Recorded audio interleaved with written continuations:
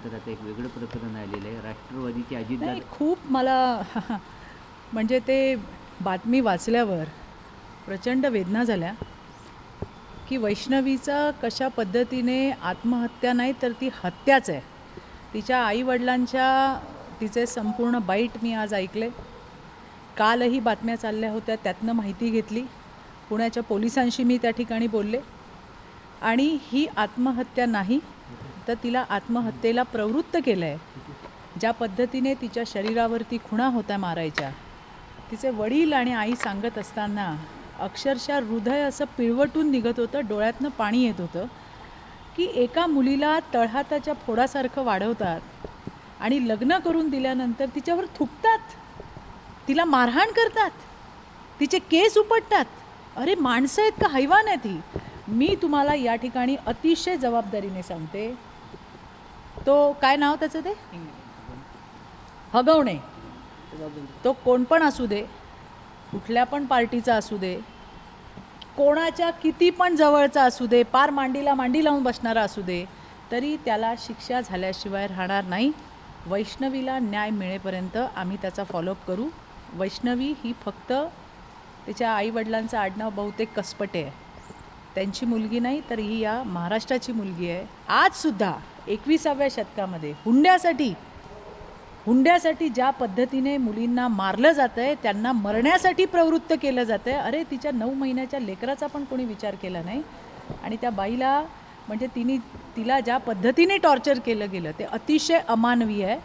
पुणे पोलिसांशी मी बोलली आहे, DCPंशी तिथल्या, आणि त्यांनी मला सांगितलं की मुलगा स्वतः म्हणजे तिचा नवरा, वैष्णवीचा नवरा, वैष्णवीची सासू, वैष्णवीची नणंद यांना अटक केलेली आहे.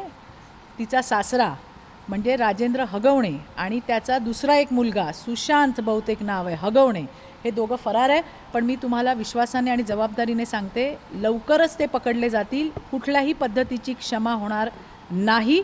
कितीही जवळचा असू दे, त्याला क्षमा नाही. हे देवेंद्र फडणवीसांचं राज्य आहे, हे महायुतीचं सरकार आहे आणि आमचा देवाभाऊ हा असल्या नराधमांना, कोणी कितीही जवळचा असला, मी पुन्हा जबाबदारीने सांगते, पार मांडीला मांडी लावून बसणारा असला तरी त्याला सोडणार नाही. आणि वैष्णवीचा जो हा बदला आहे तो घेतल्याशिवाय आम्ही राहणार नाही. आज आमच्या एका मुलीसोबत असं झालं आहे, राज्यातल्या आईवडिलांनाही मला कळकळून सांगायचं आहे, अरे हे हैवान लोक आहेत. आपल्याला पहिल्याच वेळेला कळलं कशा पद्धतीने सोन्याच्या गौरी मागितल्या, चांदीच्या गौरी मागितल्या, मग चांदीची भांडी मागितली, मग आता फॉर्च्युनर गाडी, त्याच्यावर 51 तोळे सोनं. अरे काय चाललं आहे? आपण सुद्धा आपल्या मुलींना स्वतःच्या पायावर उभं करतोय. हे असल्या लांडग्यांना कशासाठी पोरी द्यायच्या? आणि ती येऊन सांगत होती प्रत्येक वेळेला, म्हणजे तिच्या बाबांचं मी बघितलं की मी बोलू नाही शकलो. 1.5 वर्ष त्यांनी घरातही कोणाला सांगितलं नाही. पण बरोबर आहे की आपली एक इज्जत आहे बाबा, काय होईल आपल्या मुलीसोबत असं होतं आहे हे सुद्धा आहे. तरी मला सगळ्यांना सांगायचं आहे, तिच्या आईने सांगितलेला सल्ला मला खूप आवडला. आपल्या मुली ज्या बोलतात ते तुम्ही ऐका, पालक म्हणून आपण ऐकलं पाहिजे. पोरीला त्रास होतोय, तात्काळ त्याच्यावरती काहीतरी ॲक्शन घेतली पाहिजे. पण या हैवानांना, या राक्षसांना, या हरामखोरांना शिक्षा झाल्याशिवाय आम्ही सुद्धा शांत बसणार नाही.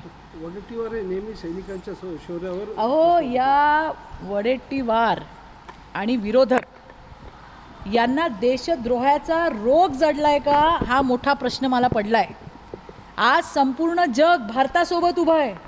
संपूर्ण देशामध्ये तुम्ही बघितलं की कशा पद्धतीने आपल्या सैनिकांचं मनोबल वाढवण्याचं काम होत आहे. तिरंगा यात्रा निघत आहेत, सिंदूर यात्रा निघत आहेत आणि त्याच्यामध्ये लाखो लोक सहभागी होत आहेत.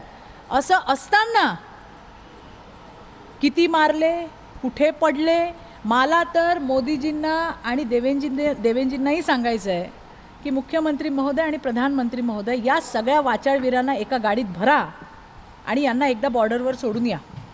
म्हणजे हे अशा पद्धतीने बोलतायत जसे पाकिस्तानची सुपारी यांनी घेतली आहे.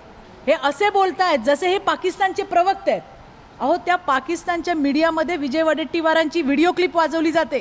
मला तर या विजय वडेट्टीवारांचं पाकिस्तानबरोबर काय कनेक्शन आहे का याची चौकशी झाली पाहिजे, ही माझी मागणी सरकारकडे. आज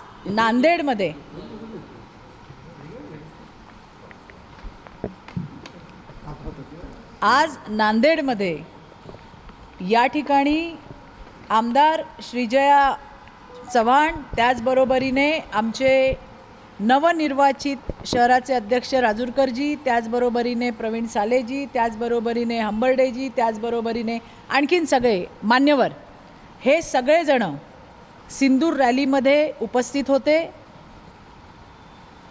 जोरदार पाऊस चालू होता, पण त्या पावसामध्ये कुणी थांबलं नाही आणि ते चालत अतिशय चांगल्या पद्धतीने सिंदूर यात्रा झाली, ज्यामध्ये लोकांचा सहभाग होता, महिलांचा सहभाग हा लक्षणीय होता.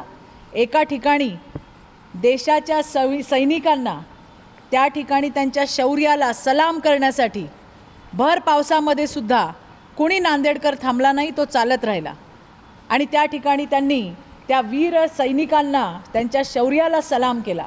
खरं तर भारतीय स्त्रीच्या अस्तित्वावरती जो झालेला हल्ला होता त्याला पूर्णपणे रूप देण्याचं काम, त्याचा बदला घेण्याचं काम हे ऑपरेशन सिंदूरच्या माध्यमातून झालं आहे. आणि ऑपरेशन सिंदूर तितकंच मर्यादित नाही आहे, संपूर्ण जगाने भारतातल्या भारत की बेटी की ताकद देखी आहे. आज तुम्ही बघितलं की major Sofiya Qureshi, wing commander Vyomika Singh यांनी संपूर्ण जगासमोर मिशन सिंदूरची माहिती दिली. आज आपण त्या ठिकाणी पाकिस्तानला धडा शिकवू शकलो आणि हा विजय, ऑपरेशन सिंदूरचा विजय, हा देशाचे लोकप्रिय प्रधानमंत्री मोदीजी यांनी या देशाच्या मातृशक्तीला समर्पित केला. असं असताना सगळ्या जगातले देश आपल्यासोबत उभे असताना, आपल्या सैनिकांसोबत उभे असताना, आपल्या राज्यातल्या विरोधकांना मात्र देशद्रोहाचा रोग झालेला आहे. ज्या पद्धतीने टीका केली जाते, ज्या पद्धतीने सैनिकांवरती, त्यांच्या शौर्यावरती, त्यांच्या कार्यावरती प्रश्नचिन्ह उपस्थित केलं जातं आहे, हे दुर्दैवी आहे. आणि म्हणून मला सरकारला हे सांगायचं आहे, हे सगळे वाचाळवीर यांना गाडीत भरा आणि बॉर्डरला नेऊन सोडा. जरा मागून पुढून 2 गोळ्या गेल्या की सगळे जागेवरती येतील की कशा पद्धतीने सैनिक तिथे लढतायत, म्हणून आज आपण आपल्या घरामध्ये सुरक्षित आहोत. हे पोपट सगळे असे बोलतायत की जसे हे पाकिस्तानचे प्रवक्ते आहेत, हे असे बोलतायत जसं पाकिस्तानची सुपारी यांनी घेतली आहे. विजय वडेट्टीवारांची तर क्लिप पाकिस्तानला त्या ठिकाणी दाखवली जाते. त्या विजय वडेट्टीवारांचं आणि या काँग्रेसचं पाकिस्तानशी काही कनेक्शन आहे का, याची चौकशी व्हावी अशी मागणीसुद्धा मी सरकारकडे करते. मध्य प्रदेशचे आमदार, भाजप आमदारांनी सोफिया कुरेशी अहो, कुठल्याच गोष्टीचं समर्थन आम्ही करत नाही. कुठल्याच गोष्टीचं कोणीही ज्या पद्धतीने बोललं गेलं त्याचं समर्थन नाहीच. आणि त्याच्यावरती भाजपाचं शीर्षस्थ नेतृत्व हे नक्की कारवाई केली पण असेल, आपल्याला ती आता कळेलच, एवढं मी तुम्हाला सांगते. परंतु कुणाचाही अपमान कुठल्याही पक्षाच्या नेत्याने केल्याचं समर्थन आम्ही कधीच करणार नाही.